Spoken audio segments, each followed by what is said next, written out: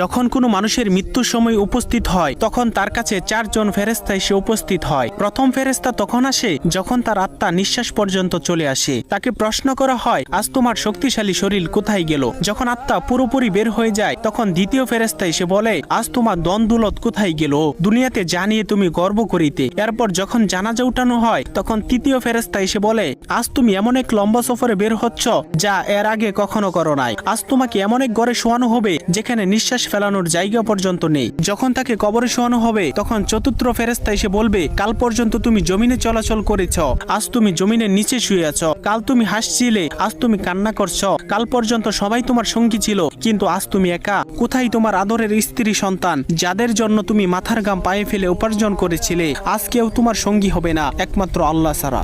আপনি যদি আল্লাহ তাআলাকে ভালোবেসে থাকেন তাহলে ভিডিওটিতে একটি লাইক এবং চ্যানেলটি সাবস্ক্রাইব করুন এবং আল্লাহ তাআলার নামটি কমেন্টে লিখে যান।